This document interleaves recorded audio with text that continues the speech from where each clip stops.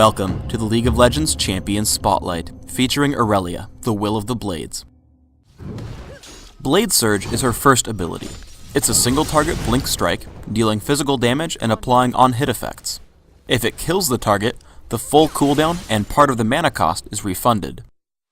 He-10 Style is a passive active ability. Just by learning it, Irelia will heal after every attack she makes. When activated, it adds bonus true damage to her attacks. Equilibrium Strike is Irelia's third ability. It's a short-range, single-target nuke that normally slows her target, but if Irelia is more damaged than her foe, the spell will stun instead. Irelia's ultimate is Transcendent Blades. After activating it, she has a few seconds to shoot 4 daggers, which hit enemies in a line. These daggers also return health to Irelia based on their damage dealt. Finally, Irelia's passive is Ionian Fervor. When she is near enemy champions, crowd control effects like slows and stuns are shorter. Our special guest designer is known as Ezreal, who is in charge of Irelia's development. We started off wanting a melee DPS who could strive in our current anti-melee metagame. Thus, we gave her heavy defensive abilities, which could transition to heavy offensive abilities. For instance, He-10 Style used to remove her life gain when it went on cooldown, so the player would have to make the choice between defense and offense. And Transcendent Blades used to provide a flat armor and magic resist boost for each blade she had, so using her blades would cost her defenses. Both of these were neat conceptually, but the costs were so high that they hindered the player's moment-to-moment choices. We decided to move her to more of a fighter assassin who could survive in a team fight. This is accentuated by her resilience to disabling effects provided by her passive, as well as her life gain from both He-10 Style and Transcendent Blades. Also, I'm a big fan of item choices impacting playstyle, so we made sure that Irelia had multiple build options. For example, Irelia becomes an amazing chaser by purchasing a Frozen Mallet, a great burst assassin by going standard damage items, and my personal favorite, Irelia can become a lifesteal tank by getting a Spirit Visage in either attack speed or lifesteal items. I set up Irelia as a jungler. I have attack speed everywhere except flat armor seals, with 2109 masteries, smite, and ghost. I open up with an elixir of fortitude and 5 health potions. For your jungle pattern, take out the wolf camp with smite, and use He-10 Style to clear the golem camp as well. Immediately run to the enemy lizard camp, but run around the far side because it's safer if your enemies use wards, and you have the possibility of ganking the opposing jungler depending on his pattern.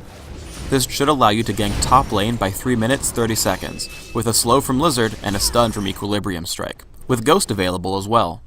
If you're laning with Irelia, and for the rest of your item needs, just follow the in-game recommended items. Finally, for my skill build, I max He-10 Style, followed by Equilibrium Strike, with 1 point in Blade Surge. Irelia is a very deadly champion. I run into the enemy jungle to find Udyr, and when I do, I'm able to kill him in a direct 1v1. However, the difficulty when ganking enemy junglers is that their teammates are closer than yours. Though I kill Udyr and dodge Corki's first missile, I fail against Lux's Lucent Singularity, giving her the golem buff.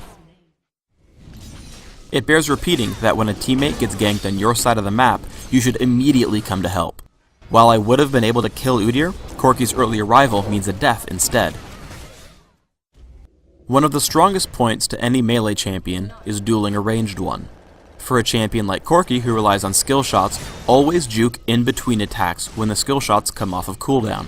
Additionally, if we rewind, notice that I run away from Corki while he's casting Gatling Gun, and duck into the brush just to completely screw up his movement predictions.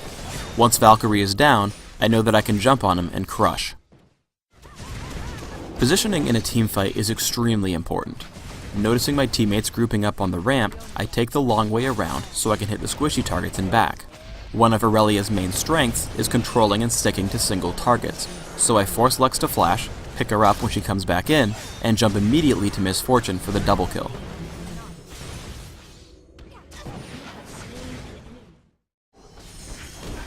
Let's show off some more tricks.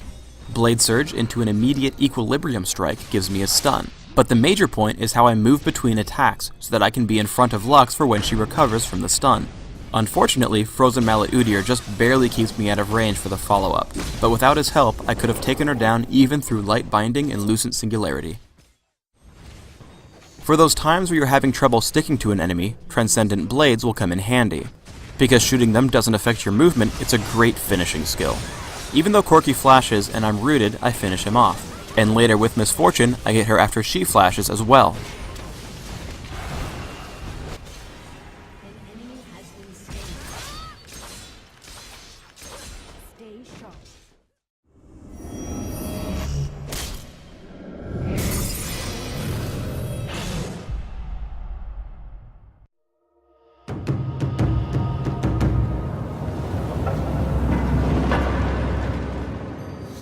Thanks for tuning in to the Irelia Champion Spotlight. I encourage you to use Irelia against your enemies, because They will not prevail.